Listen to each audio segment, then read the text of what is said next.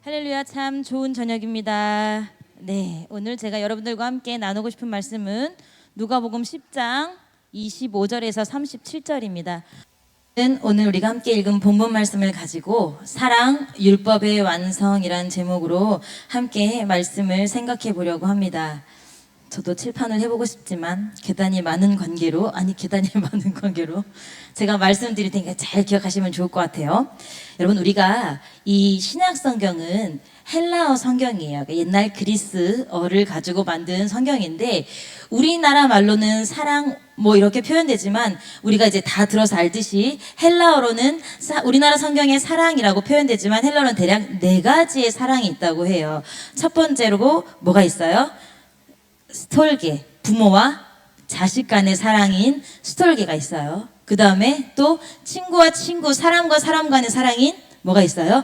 필레오라는 게 있어요. 그 다음에 이제 우리를 가장 열렬하고 뜨겁게 만드는 남녀 간의 사랑인 에로스라는 사랑이 있고요. 그리고 우리가 다 알고 있듯이 아가페라는 사랑이 있어요. 이 아가페는 조건 없는 최상위의 사랑, 그 어떤 사랑보다도 가장 높은 사랑, 그리고 죄인에 대한 하나님의 사랑을 빗댈 때 이렇게 사랑이라고 아가페의 사랑을 얘기하는데 우리나라 말은 다 사랑으로 퉁쳐버리기 때문에 그 사랑에 대한 역할과 그 사랑에 대한 깊이를 가늠하기가 쉽지 않아요. 그런데 성경에 이 사랑이라는 단어를 다르게 써서 사용한 한 장면이 있는데 그게 바로 요한복음 21장이에요. 요한복음의 마지막 장인 21장에는요, 예수님께서 인생에 실패하고 다시 물질하러 간, 고기잡이를 하러 간 제자들 앞에 나타나셔요. 나타나셔서 같이 식사를 나누시면서 뭐라고 하냐면 베드로에게 네가 나를 사랑하느냐라고 물어보는 굉장히 유명한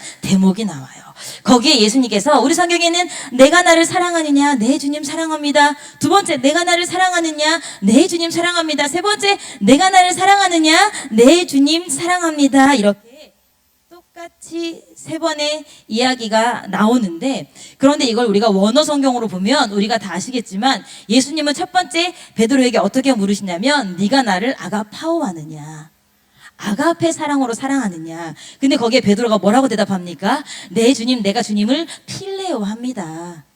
네, 내가 주님을 사랑합니다. 근데 아가페와 필레오는 달라요. 그러니까 예수님이 또 한번 물으십니다. 조금 있다가 네가 나를 아가페 하느냐. 베드로가 뭐라고 합니까? 네, 주님, 제가 이 주님을 필레오 합니다. 그 다음에 3번째 질문할 때 우리나라 성경에는 베드로가 근심하여 대답했다고 했어요. 왜 그러냐면 3번째는 예수님이 뭐 합니까? 베드로에게 뭐라고 물어보세요? 네가 나를 필레오 하느냐라고 물어보세요. 그러자 베드로가 근심하면서 네, 내가 주님을 필레오 합니다 라고 대답을 합니다. 무슨 말이에요? 예수님께서 지신 거예요. 누구에게? 베드로에게. 너 나 아가페 하니? 너 나 아가페 하니? 물어보시는데 베드로는 네, 필레오 합니다. 네, 필레오 합니다. 네, 필레오 합니다 하는 거예요. 여러분, 여기에서 우리가 성경에서 예수님의 사도들 중에 가장 무식한 사람이라고 하는 게 누구예요? 베드로예요. 그러면 베드로가 쓸 줄을 몰랐지 듣지를 못하는 사람이 아니었어요. 그러면 그 베드로가 아가페라는 단어를 알지 못했기 때문에 필레오라고 대답을 했을까요? 어쩌면 아가페라는 그 단어가 어떤 단어인지 알기 때문에 베드로가 필레오라고 대답을 했을 거라고 저는 생각을 해보았습니다. 그러니까 예수님 뭐 하시는 거예요? 베드로의 마음을 아시고 그래, 그럼 네가 나를 필레오 하니? 네, 주님, 제가 주님을 필레오 합니다. 이러한 4가지 사랑의 개념을 염두하면서 오늘의 본문으로 다시 돌아가 보겠습니다. 여러분, 우리가 오늘 읽은 누가복음의 말씀은요, 굉장히 유명한 본문이에요. 설린교회, 선한 이웃이라는 우리 교회의 이름의 모토가 된 말씀이기도 합니다.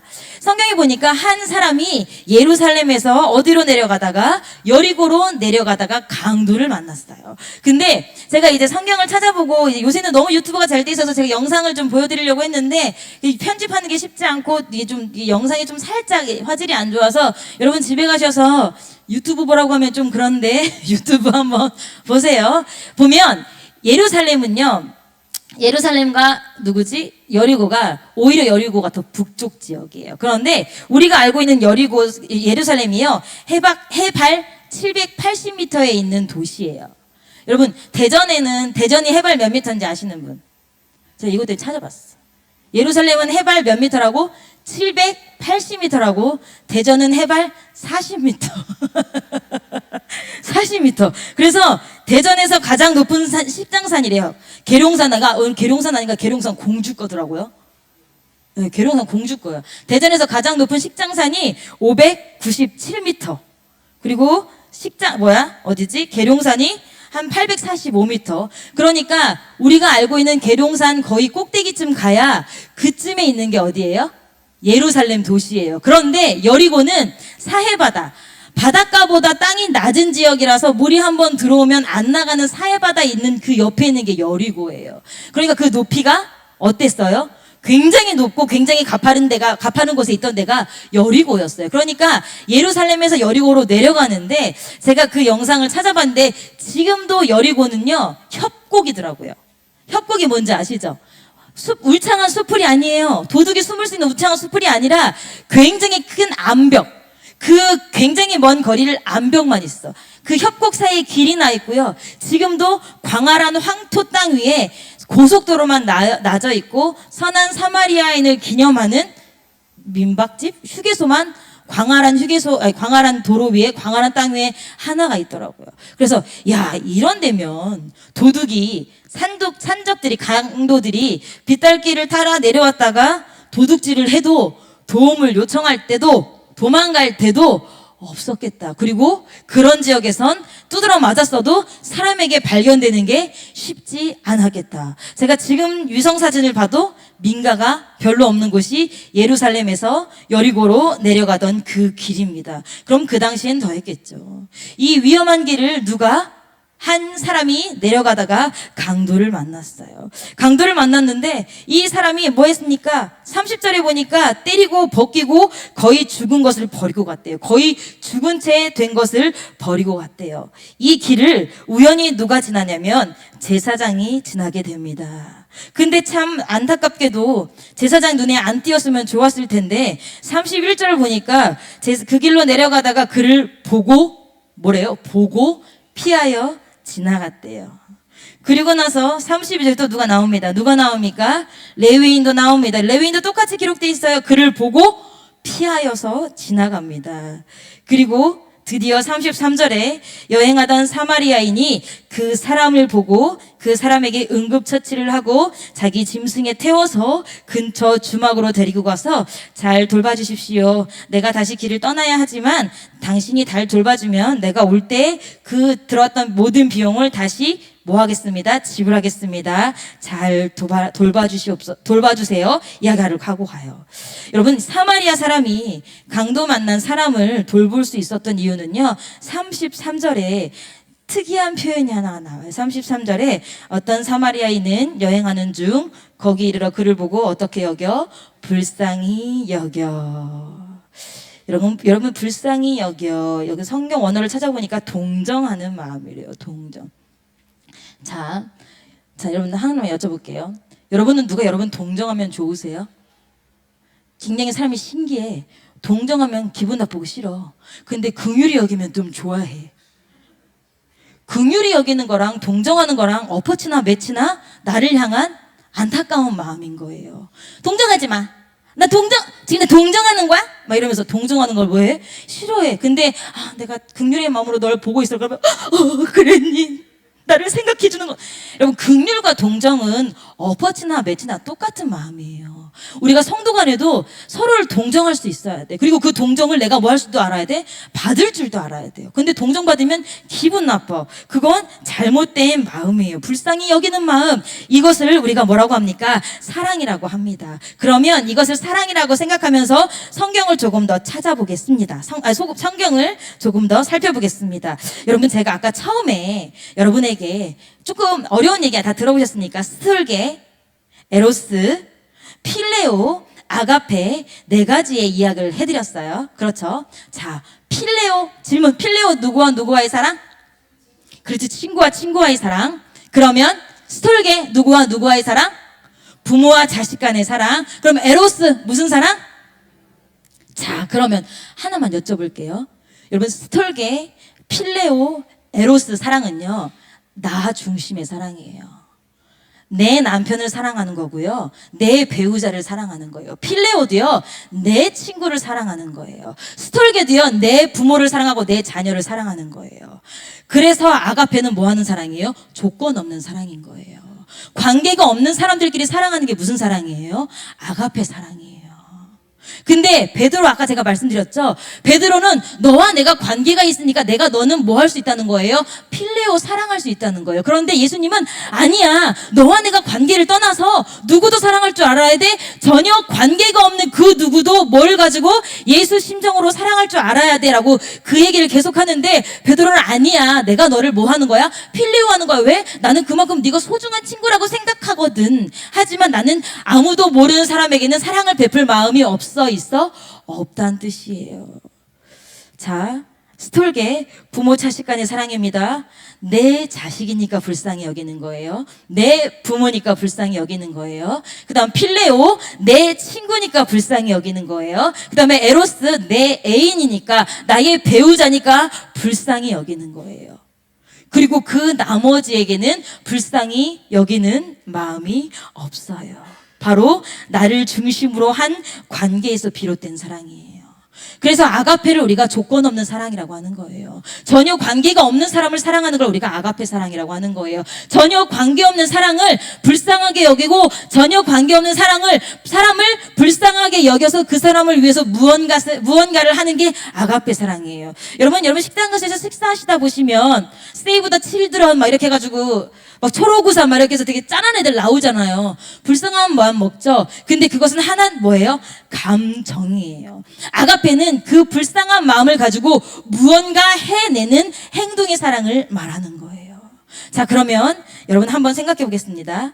필레오, 스톨게, 에로스는요, 내가 좋은 관계일 때만 나에게 좋은 사랑이에요. 만약에 그 관계가 틀어지면 그 사랑의 유지가 되겠습니까?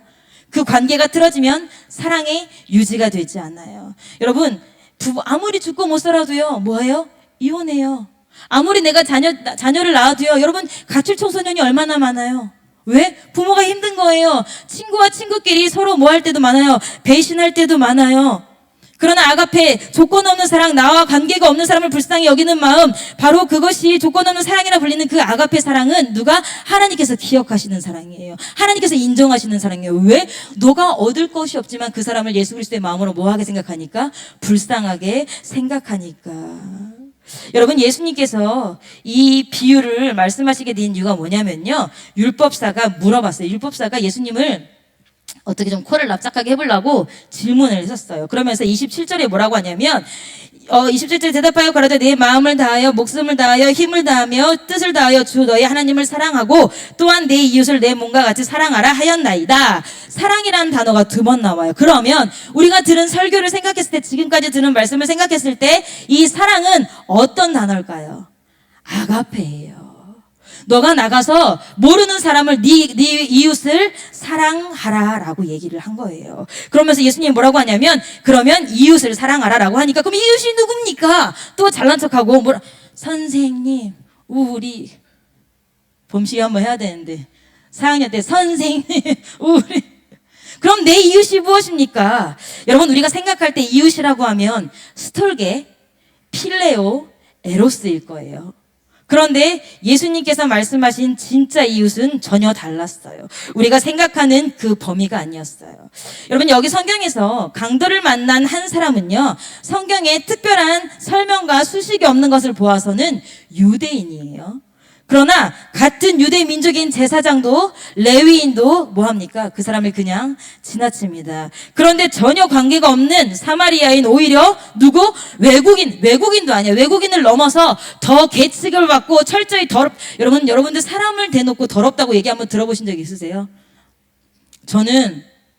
제가 예전에 일본에 살 때 한번 느껴본 적이 있어요. 일본에 살 때 저는 살면서, 저도 그러면 안 되지만 저는 살면서 한국 땅에서 별로 만나본 적은 별로 없어요. 특히 대전이라서 외국인을 만나본 적은 없지만 그냥 생각했을 때 중국 사람들 진짜 좀 별로야. 그리고 동남아시아, 우리보다 낮은 나라야, 좀 못 사는 나라에서 온 사람들은 좀 못 배우고 좀 별로야 했는데, 일본 갔더니 일본 사람들이 나를 걔네들하고 싸잡아서 싸잡아서 이렇게 하더라고. 근데 그게 맞아. 일본 우리보다 경제 대국이잖아. 우리는 그들보다 좀 약간 못 사는 나라에서 왔으니까 걔네들 봤을 땐 나나 동남아, 뭐 필리핀, 베트남 사람이나 중국 사람이나 다를 것 없이 우리보다 못 사는 나라에서 온 약간 살짝 하대하는 느낌이 너무너무, 거기다가 일본말도 잘 못하니까 나한테 반말을 막 찍찍하고 막 너무 기분 나빠서 그래서 일본어 공부를 열심히 한 것도 있는데, 여러분 이런 취급 정도가 아니라 야 너네들은 개야, 야 너네들은 우리 성도 쓰지 마, 철저하게 무시당했던 사람들이 사마리아 사람들이에요. 이스라엘 땅에 살면서도 왠지 거기는 더러운 땅이라 유대인은 거기를 지나가지도 않았던 거예요. 그러니까 누가 예수님이 수가성에 들어가서 사마리아 여인에게 물 달라고 했을 때 그 수가성의 사마리아 여인은 얼마나 센세이션했겠어요. 전혀 말 섞지 않은 그 사람이. 근데 그 사람만이 강도 만난 사람을 뭐 했어요? 불쌍히 여겼어요. 그리고 뭐 합니까? 그 사람을 다 돌봐줍니다. 그러면서 예수님이 이야기를 하면서 다시 그 율법사에게 묻습니다. 야, 네가 생각했을 땐 누가 이웃이겠냐? 뭐라고 합니까? 율법사가 자비를 베푼 사람입니다. 여러분의 이웃은 누구입니까? 여러분의 이웃도 아내, 남편, 친구, 나와 친한 친구에 한정되어 있습니까? 그러면 우리도 이 율법사와 전혀 다르지 않습니다. 누가복음 6장 32절에서 33절 말씀을 우리 백성현 집사님이 읽어주시겠습니다. 누가복음 6장 32절에서 33절입니다. 너희가 만일 너희를 사랑하는 자를 사랑하면 칭찬받을 것이 무엇이뇨? 죄인들도 사랑하는 자를 사랑하느니라. 너희가 만일 선대하는 자를 선대하면 칭찬받을 것이 무엇이뇨? 죄인들도 이렇게 하느니라. 아멘. 자, 이 말씀을 다시 생각해 보면요, 너희가 너희를 사랑하는 자를 사랑하고 너희가 하면 칭찬받을 것이 무엇이뇨? 죄인들도 사랑하는 자. 이건 세상 사람들도 이렇게 한다는 거예요. 예수 믿지 않는 사람들도요, 서로 좋아하는 사람끼리는 사랑을 베푼다는 거예요. 밑에 너희가 만일 선대하는 자를 선대하면 칭찬받을 것이 무엇이뇨? 죄는, 이것은 죄인들, 마귀에 속한 사람들도 서로 뭐 한다는 거야? 잘해주는 사람에겐 잘해준다는 거예요. 근데 여기 이 얘기를 하시면서 예수님은 칭찬하시면서 하신 말씀일까요? 책망하시면서 하신 말씀일까요? 책망하시면서 하신 말씀이에요. 여러분들, 우리가 예수를 믿는다고 하면요, 나를 조금 어렵게 한다 할지라도요, 나에게 잘해주는 사람, 나에게 말을 상냥하게 해주는 사람, 나를 늘 이해해주는 사람만 내가 그 사람을 이해해주는 것이 아니라, 그러면 그거는 마귀의 손에 붙들려 있는 죄인들도 똑같이 그렇게 한대요. 우리는 나를 좀 애매하게 힘들게 하는 사람, 나를 좀 어렵게 하는 사람, 그 사람에게 무엇을 해야? 선대해야, 그 사람을 사랑해야 무엇이 있대요? 칭찬받을 것이 있대요. 다른 말로 말하면 하나님께서 기억하실 만한 것이 있다는 얘기예요. 여러분, 사랑을 어떻게 하고 계십니까? 하나님이 기억하실 만한 사랑을 하고 계십니까? 아니면 사람들 사이에서만 우리 서로 친하고 좋으니까 찌찌뽕 하고 계십니까? 여러분, 하나님이, 제가 예전에도 새벽예배 설교 때 말씀드렸지만, 제가 아이들을 가르치면서 가장 어려운 아이는요, 선물도 별로 탐내지 않는 아이라 그랬어요. 그쵸? 얘들아, 열심히 하고 이거 참으면 저 사람 이 선물 줄게. 근데 선물에 관심이 없어. 그럼 얘는 선물에 관심이 없기 때문에 뭐 해요? 내 말을 들을 생각이 없어. 들을 필요가 없어. 여러분들도 그런 성도는 아니세요? 하나님의 칭찬 상관없어요. 하나님이 기억 안 하셔도 좋아요. 난 그냥 내 편한 대로 살겠습니다. 그건 하나님도 어떻게 못 해보세요. 여러분들의 사랑이 하나님이 기억하시는 사랑의 행위가 되기를 주님의 이름으로 축복합니다. 두 번째, 이 강도를 만난 사람 이야기에서 사마리아 사람에게서 우리가 볼 수 있는 아가페 사랑, 첫 번째가 조건 없는 사랑, 관계가 없는 사람을 사랑하는 거였다면, 두 번째는요, 기한이 없는 사랑이었어요. 끝까지 사랑하는 거였어요. 여러분, 오늘 사마리아인을 다시 한번 살펴보면 자신과 아무 상관이 없어요. 심지어 동족이 아닌, 외국인도 아니에요. 원수인 사람을 구해줬어요. 오랜 여행길을 나설 때면 의뢰 들고 다니는 구급약품으로 다친 곳에 기름을 붓고 상처를 소독해주고, 그 다음에 뭐 했어요? 상처를 싸매주고, 자신이 타고 왔던 승용차와 같은 자기의 짐승에 그 사람을 실어서 뭐합니까? 주막에 데려다 줍니다. 그리고 거기서 끝나는 게 아니에요. 자, 이제 사람들이 많은 도시에 왔으니까 어떻게든 되겠지가 아니고, 이 사람을 뭐합니까? 부탁합니다. 어떻게 부탁합니까? 35절에 이튿날에 데나리온 둘을 내어 주막 주인에게 주며, 여기 데나리온 둘은요, 데나리온 우리가 많이 들어봤죠? 하루 일꾼의 품삯이에요. 하루 일꾼의 품삯, 데나리온 둘을 준 거예요. 그러면 오늘날 우리가 하루 일꾼의 품삯 만약에 10만 원이라고 치면 얼마를 준 거예요? 20만 원을 준 거예요. 20만 원을 주고, 이게 내가 뭐 할 때? 다시 돌아올 때 내가 돈을 더 줄게. 드는 것만큼. 자, 그럼 이 20만 원은 에이 너무 작은 거 아니야? 저는 처음에 그렇게 생각했거든요. 아, 줄라면 좀 크게가 얼마나 많은 왜 이만큼 제가 봤을 때는 그 사람이 자신의 약속을 계약금처럼 걸은 거예요. 내가 지금 너에게 돈 줄게. 그리고 내가 반드시 돌아올 건데 그때는 그 모든 비용을 할 거야? 더 지불할 거야. 그러니까 이 사람 꼭 해줘? 반드시 잘 치료해줘. 그럼 여러분 생각해 보세요. 저 같은 사람은 20만 원 받아가지고 대충 치료해 줬을 거예요. 그쵸? 여러분들 중에 선한 마음 가지신 분들은 내 20만 원을 진짜 다 써야지 하는 분도 계시지만 저같이 약간 좀 교활한 사람은 10만 원은 하고 약품 사고 10만 원은 제 인건비로 챙겼을 거예요. 근데 여러분 다시 돌아와서 비용을 더 지불하겠다. 그러면 여러분 이 사람을 대충 돌볼 수 있어요? 아니요. 적어도 일어나서 수저질은 할 수 있게끔 해야 돼요? 만들어 놔야 돼요. 왜? 계약금을 받았으니까.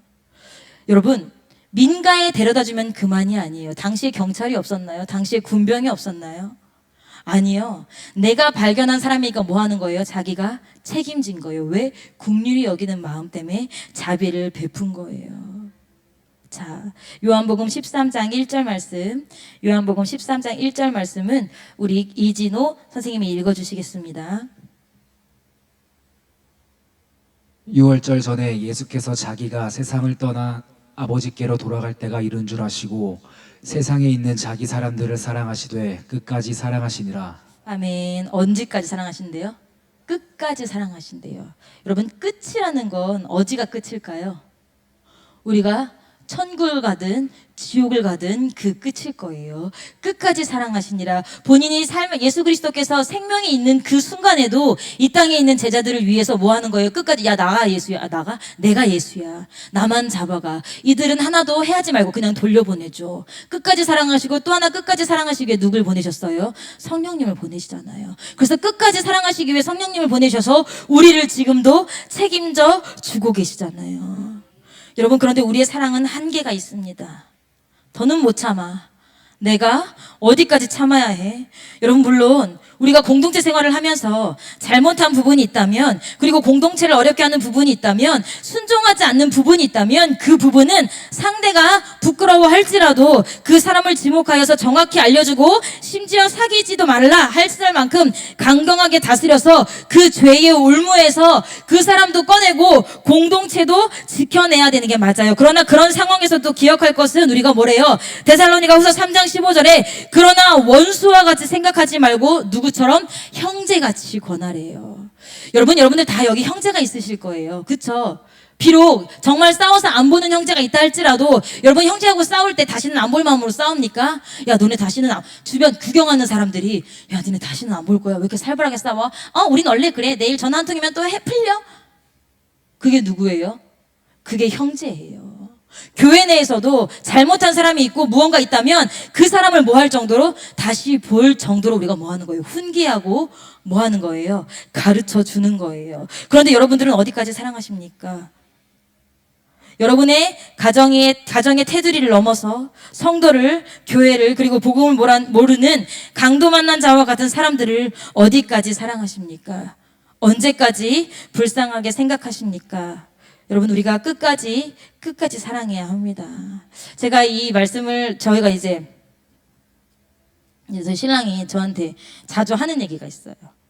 자주 하는 얘기가 뭐냐면 제가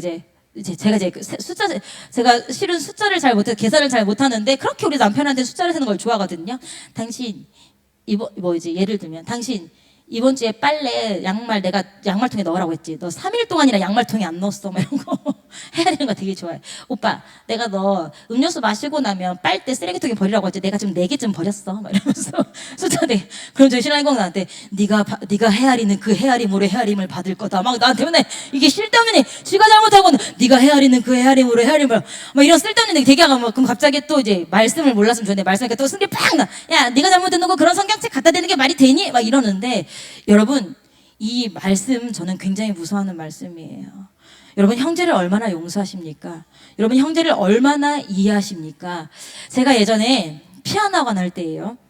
피아노 학원 할 때 제가 이제 막 승승장구했잖아요. 막 사람이 피아노 학원에 앉을 자리가 없어서 승승장구해서 제가 예전에도 말씀드렸어요. 애들이 1시 반이 되면 저 멀리에서 적토마들이 막 뛰어오는 것처럼 다다다다다다다 막 발소리가 들려요. 선생님! 이런 소리부터 시작해가지고. 그래서 제가 진짜 거짓말 안 하고 피아노 학원을 그만두고도 한 1년 정도는 심장이 두근두근두근 뛰어서 보면 1시 반이었어. 기가 막히게. 아 진짜. 그래서 제가 이제 시간을 나눠주고 너는 몇 시에 와, 너는 몇 시에 와. 아니요, 친구들하고, 그러니까 지네들끼리 오고 싶은 시간에 오는 거야. 근데 1학년 끝나면 1학년 다 같이 오고 2학년 끝나면 2학년, 그러니까 얼마나 힘들겠어. 그리고 3, 4학년쯤 되면 애들도 말귀도 알아듣고 이제 다른 학원도 다니고 이제 스케줄 변하는데 1학년은 엄마들이 피아노밖에 안 보여.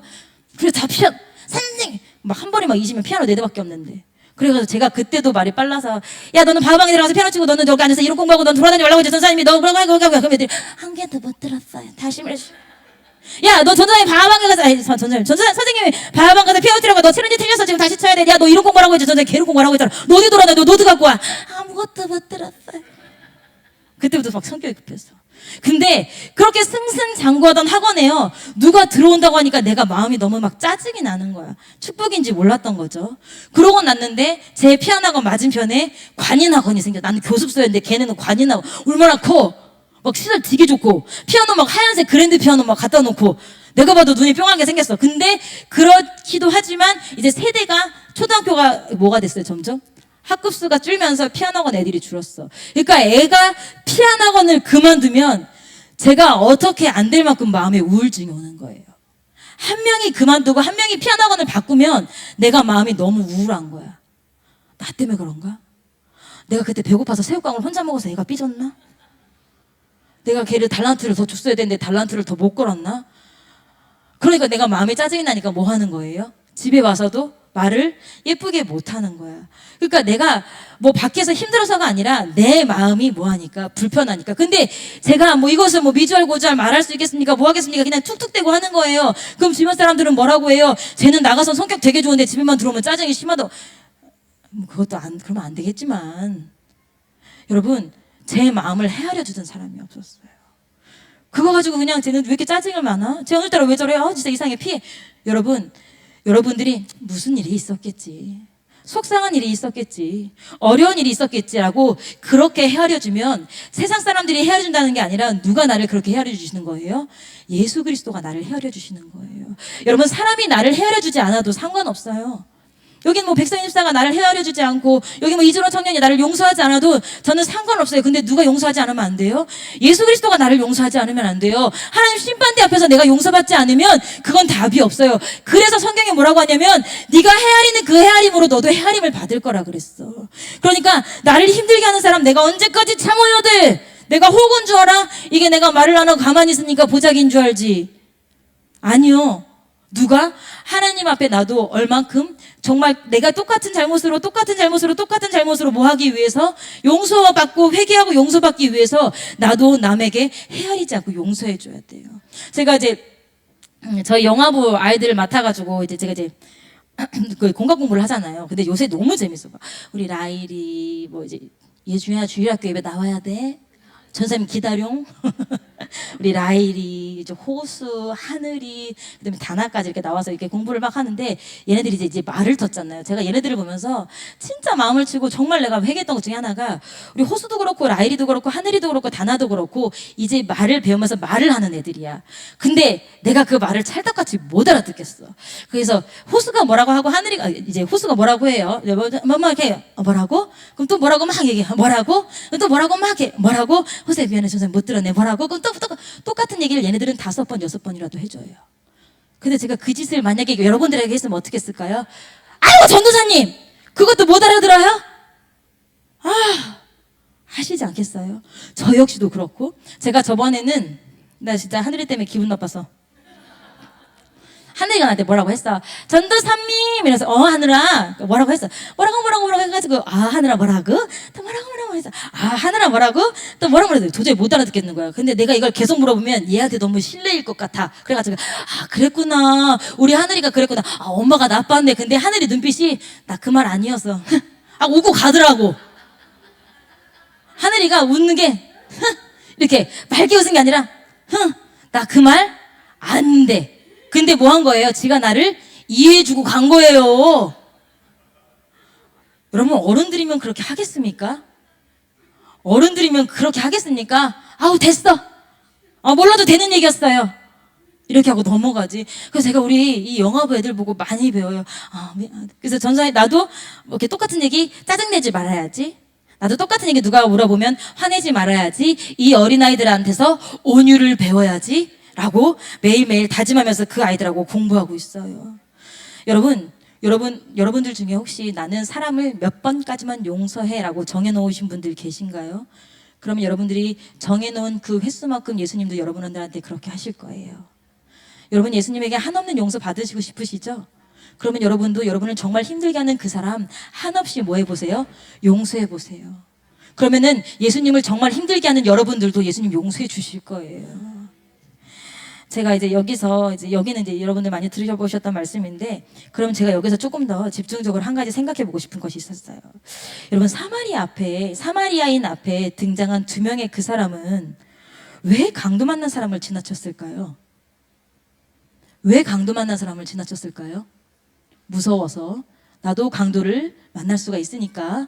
그리고 두렵고 뭐 없으니까 그렇게 생각할 수 있죠. 그런데 저도 그냥 이 사람들은 좀 양심이 없다 이렇게 생각했는데, 제가 이제 말씀을 들어보니까, 말씀을 깊이 파보니까 번뜩 떠오른 게 있었어요. 이 사람들의 직업이 뭐예요? 제사장하고 레위인이에요. 그럼 여러분, 제사장하고 레위인은요, 시체에 닿으면 되는 사람이에요? 안 되는 사람이에요? 안 되는 사람이에요. 제사장하고 레위인은 시체에 닿으면 제사를 집도할 수 없는 사람들이에요. 그리고 그나마 레위기 한번 펼쳐주시겠어요? 이분들 눈빛 좀 이상한데? 레위기 21장 1절을 우리 마이크 누가 들고 있지? 서있어 집사님 한번 읽어주실게요. 레위기 21장 1절이에요. 1절, 2절, 3절까지 읽어주세요. 여호와께서 모세에게 이르시되 아론의 자손 제사장들에게 고하여 이르라. 백성 중에 죽은 자로 인하여 스스로 더럽히지 말려니와 고륙 지친인 부모나 자녀나 형제나 출가하지 아니한 처녀인 친자매로 인하여는 몸을 더럽힐 수 있느니라. 자, 성경에 기록돼 있죠. 아론의 후임 제사장들은 뭘로? 시체로 자기 몸을 더럽히지 말래요. 그런데 친척은 괜찮대. 친척의 시체는 괜찮대. 근데 그 뒤에 보면 대제사장은요, 친척도 안 돼. 골육지친도 안 돼. 11절에 보니까 어떤 시체든지 부모로 인하여도 더러워지게 하지 말라는 게 대제사장이에요. 그러면 이 사람이 아까 강도가 어떻게 된 걸 두고 갔다고 했어요? 쌩쌩한 걸 두고 갔다고 했어? 거의 죽은 걸 두고 갔다고 했어? 거의 죽은 걸 두고 갔다고 했어. 그럼 내가 이 죽은 사람을 옮기다가 이 사람이 죽어버리면 어떻게 되는 거야? 내가 율법을 범한 사람이 되는 거예요. 율법을 범한 사람이 여러분, 누가 제사장하고 누가 레위인이 율법을 범하면 되겠습니까? 율법을 범하면 돼요? 안 돼요. 그러니까 이 사람을 받지만 뭐해? 혹시라도 닿으면 안 되니까, 혹시라도 닿으면 안 되니까 피해서 도망간 거예요. 나 멀쩡하게 걸어가고 있다가 죽어가지고 나한테 닿으면 어떡해? 나 그러면 정결의식이 어마무시하게 빡빡한데. 그러니까 제사장과 레위인이 그 사람을 피해서 도망간 거예요. 자, 오늘 제가 설교 제목 말씀드렸어요. 사랑 뭐의 완성이라고 그랬어요? 율법의 완성이라고 그랬어요. 이 제사장과 레위인은요, 율법을 지켰어요. 말씀을 지켰어요. 그들에게 하나님이 주신 규칙은 지켰어요. 그러나 사랑이 없어서 완성하지 못했어요. 여러분, 바리새인들이 율법을 못 지켜서 하나님 앞에 찍혀나간 게 아니에요.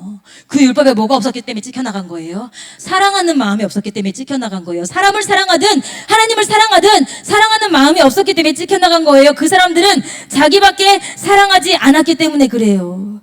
여러분, 우리가 단순히 생각할 때, 야, 제사장인데 사람을 안 도와주나? 야, 하나님이 일을 하는 레위인인데 사람을 안 도와주나? 저 나쁜데? 라고 생각할 수 있는데, 이런 일들은 우리 주변에서도 일어납니다. 냅두세요. 예배를 방해한다고 지금 짜증나서요? 저 아이가 얼마나 아프겠어요. 그리고 저 부모는 얼마나 마음이 지금 콩닥콩닥 하겠어요. 예배 시간에 갑자기 큰 소리 나서. 다른 사람은 배려하지 못하면서 배려하고 싶어 합니다. 교회 규칙이나 사역에 대한 푸념, 예배 시간에 하지 말아야 하는 여러 가지 것들을 하는 사람들에 대한 시선, 교회 안에서 하지 말아야 될 행동들이나 공동체를 위한 여러 가지 규칙, 여러분 규칙은 필요해요. 그러나 규칙이 있는 것은요, 사람을 구분하기 위해서가 아니라 장소를 구분하기 위해서 있는 거예요. 여기는 교회니까 이런 짓은 하지 말자. 야, 이런 짓을 하네. 너는 나쁜 사람이 아니라 사람을 구분하기 위한 규칙이 아니라 장소를 구분하기 위한 규칙이라고요. 그런데 우리도 교회 안에서 얼마나 많은 규칙들을 놓고 그 규칙들을 제대로 이루지 않으면 사람을 뭐 합니까? 약간 폄하합니다. 내리봅니다. 여러분, 율법의 완성 뭐예요? 사랑이에요. 우리가 아무리 말씀을 다 지키고 우리가 아무리 우리 안에 있는 규칙을 다 지켜도 그 형제를 사랑하는 마음이 없다면, 그 형제를 사랑해서 내가 끌어올 마음이 없다면 그것은 우리도 바리새인하고 다르지 않아요.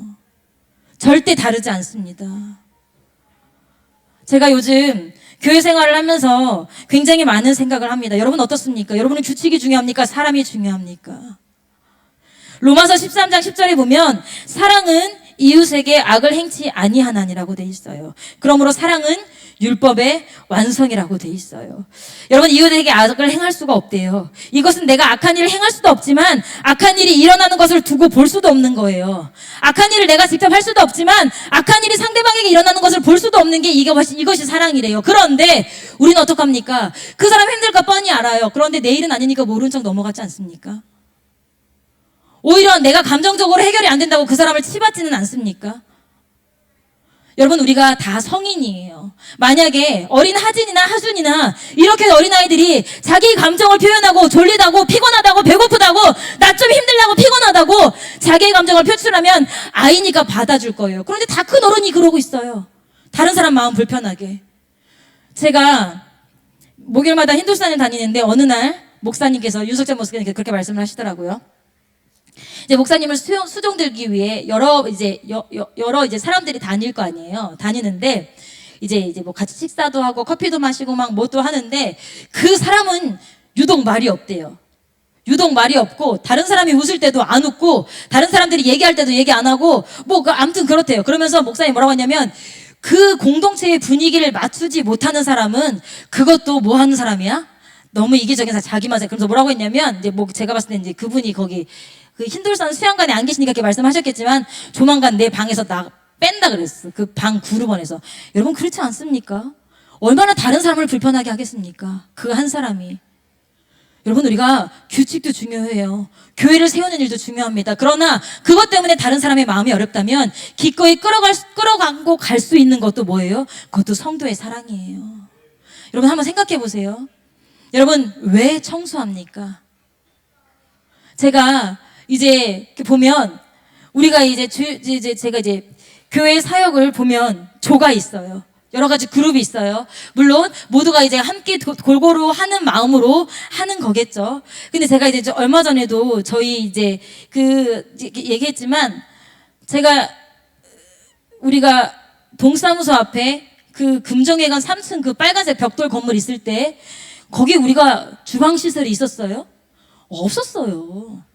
우리 권사님들, 어르신들 그 옥상에서 그냥 물 끌어다가 밥해서 그리고 그거 계단, 그 좁은 계단, 그쵸? 거기에 일렬로 와가지고 이런 의자에다 놓고도 정말 행복하고 기쁘고 즐겁게 먹었어요.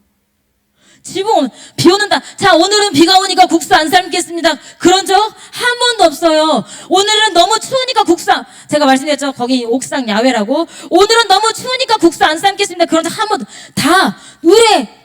근데 지금은 주방 시설이 번쩍 무슨 번쩍? 삐까 번쩍하고 식기세척기까지 있는데도 설거지한다고 툴툴거려. 지금은 예전에는 거기에 제가 갔을 때 이거는 뭐 하는 물건인데, 그러니까 지금 생각해보면 지금 우리 주방에 있는 그 화구 같아요. 그거 그냥 아무런 바닥에다 놓고 그냥 끓여서 하시고 그냥 호숫가루 하셨어요. 그냥 빨간색 이렇게 뭐라고 하지 그거? 달아.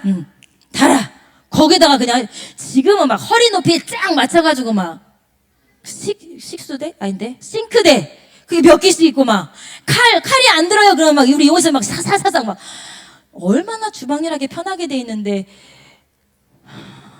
제가 그걸 보면서 그리스도의 은혜 받은 사람들은 다 어디 갔지?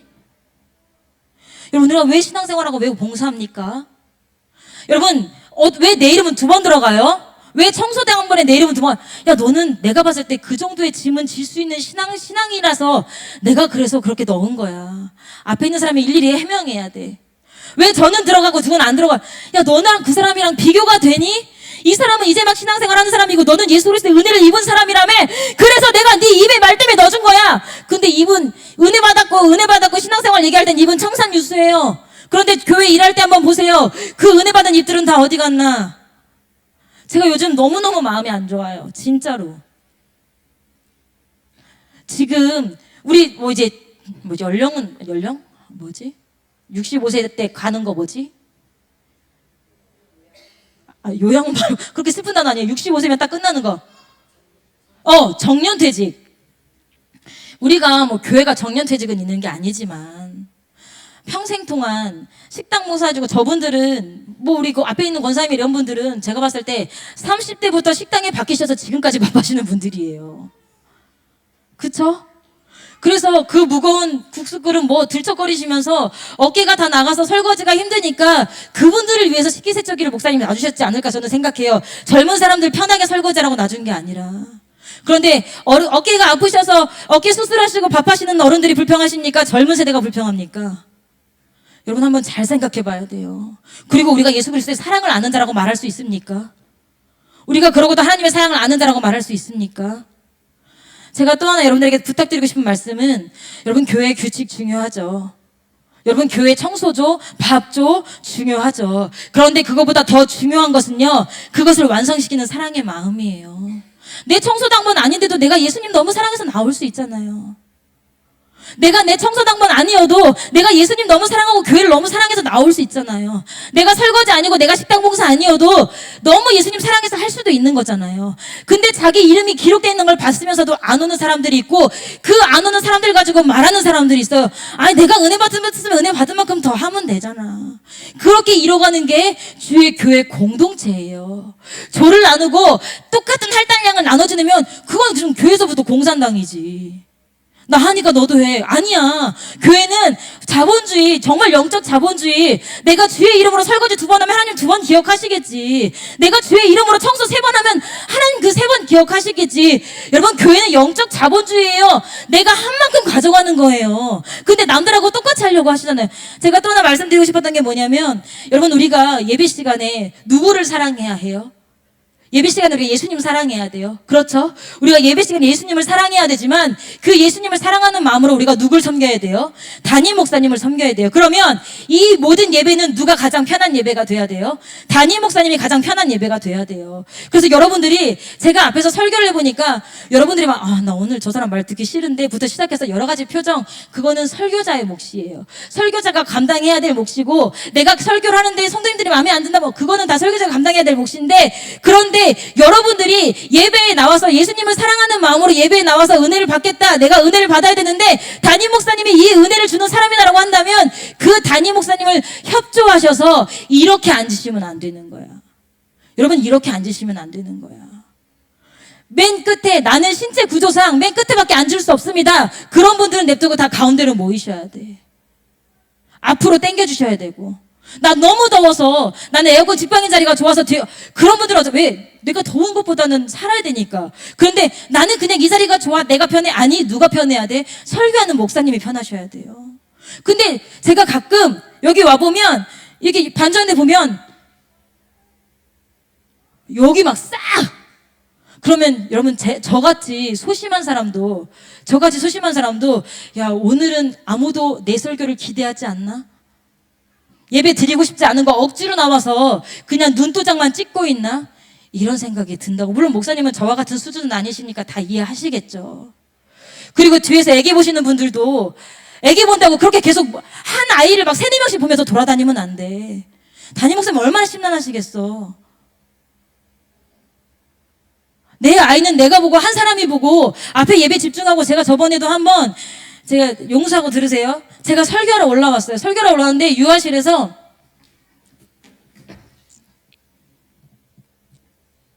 이렇게 하고 앉아 계셔. 그럼 이게 예배 드리는 사람이에요?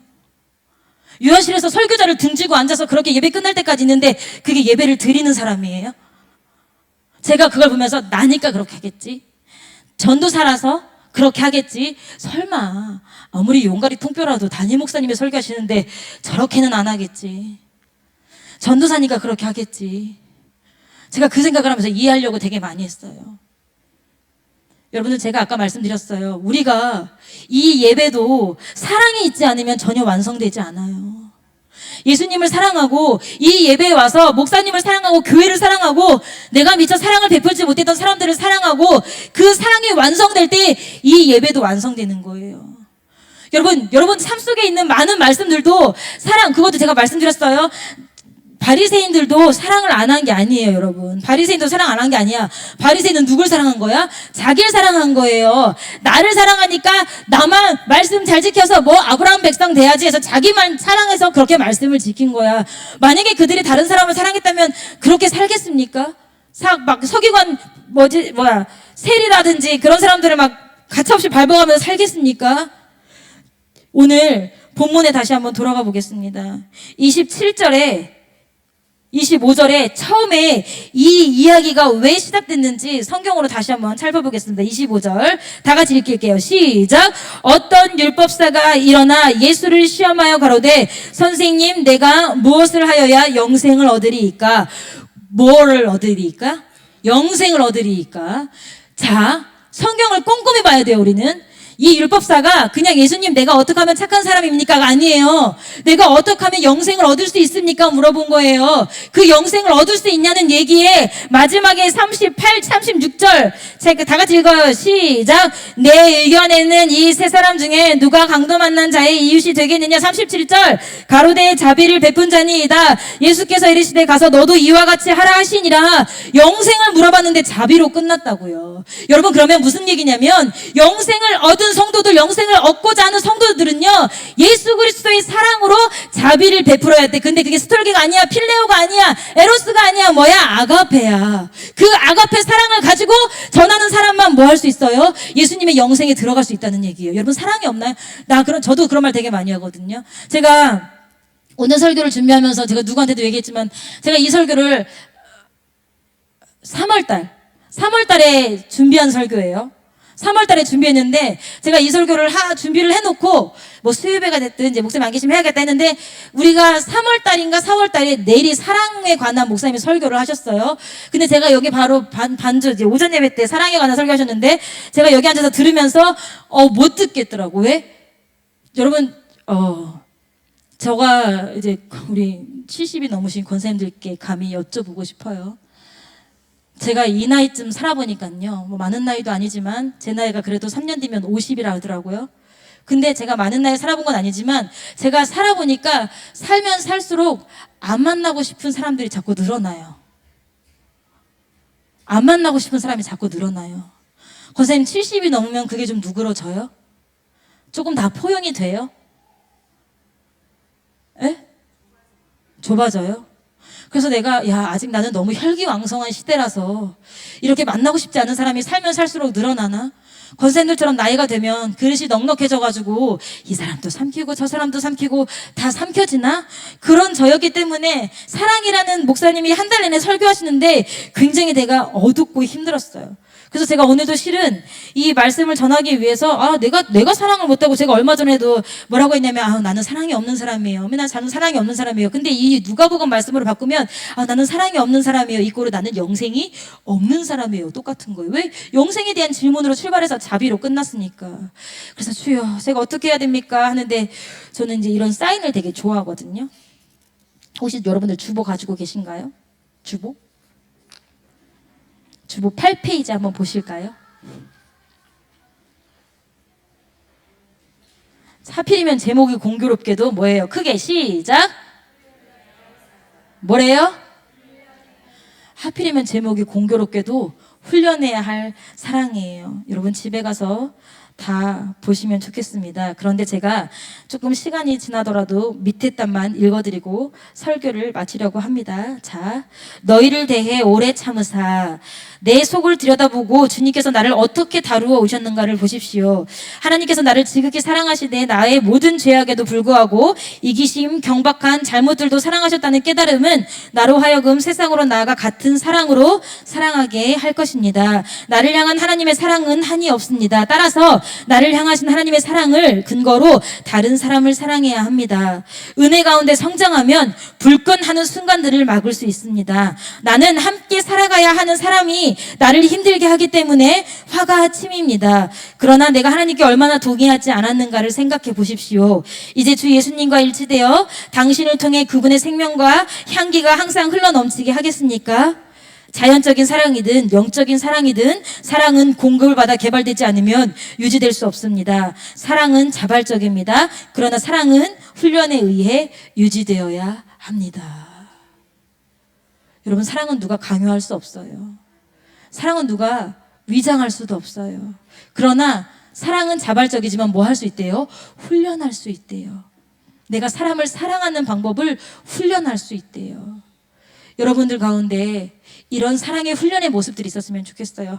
나는 사랑이 없는 사람이야. 그냥 애초부터 실패한다고 생각하지 마시고 우리가 사랑을 훈련하는 연습을 했으면 좋겠어요. 그래서 뭐 해주고? 아까도 여기 나오죠? 불끈, 은혜 속에 성장한 사람은 불끈하지 않는데요. 불끈 나왔던 거 내가 다시 누르고 은혜로 풀어가고. 여러분, 우리 교회에 여러분 올 때마다 교회 밖에 있으면 참 좋지만 교회 올 때마다 마주치기 힘든 사람 있으면 그것도 엄청 곤욕 아니에요? 근데 여러분들은 교회 올 때마다 마주치기 힘든 사람 없어요? 없는 게 정상이에요. 없는 게 하나님의 축복이에요. 오늘 이 시간에 우리가 다 같이 기도할 건데, 나 교회 올 때마다 그 사람 마주칠까 두렵습니다. 나 교회 올 때마다 그 사람 어떻게 바라봐야 될까 두렵습니다. 그런 사람 있다면 그건 그 사람 문제가 아니고 내 문제예요. 왜? 내가 사랑을 아직 뭐 하지 못했으니까, 훈련하지 못했으니까. 여러분, 그리스도의 사랑을 닮아가십시오. 여러분 그리스도의 사랑을 뭐 하십시오? 모방하십시오. 여러분 그리스도의 은혜를 받은 만큼 사랑도 같이 올라가지, 은혜만 받고 사랑이 올라가지 않는다? 그럼 여러분 그건 은혜 받은 게 아니라 그냥 감정 충만일 수도 있어요. 우리가 진짜로 은혜 받아서 서로를 정말 아가페적인 사랑, 조건이 없는 사랑, 정말 아가페적인 사랑, 한이 없는 사랑, 정말 아가페적인 사랑, 횟수를 세지 않는 사랑, 불편하지 않는 사랑이 우리 안에서 현실로 실현됐으면 좋겠습니다. 우리 시간 다 같이 주여 세 번 부르고 기도하시겠습니다. 하나님, 내가 받은 사랑이 어떤 사랑인지 깨닫게 하여 주시옵소서. 그리고 나는 얼마나 큰 사랑을 입었는지 이 시간 알게 하여 주시옵소서. 그리고 나는 지금 그 사랑을 제대로 사람들에게 써먹고 있는지 눈에 보이게 하여 주시옵소서. 하나님, 내 사랑의 한계는 어디입니까? 가족입니까? 나의 목장 식구 밖에 없습니까? 내가 친한 사람들 밖에 없습니까? 하나님, 모든 설린 성도, 모든 설린 가족을 마음에 품을 수 있을 만큼 사랑하는 내가 되게 해주시옵소서. 그래서 하나님, 모든 율법을 다 지켰는데 사랑하지 못해서 폭망하는 내가 아니라 율법의 완성인 사랑, 하나님 율법이 조금 미흡해도, 하나님 말씀에 순종하는 게 조금 미흡해도 담임 목사님을 사랑하고 예수 그리스도를 사랑하고 말씀을 사랑하고 성도를 그 사랑하는 그 사랑으로 하나님, 내가 지키지 못한 말씀을 넉넉하게 커버할 수 있는 그런 사랑의 성도들, 그런 사랑의 가족들이 내가 되게 해달라고 우리 주여 세 번 간절하게 부르짖고 기도하시겠습니다. 주여, 주여.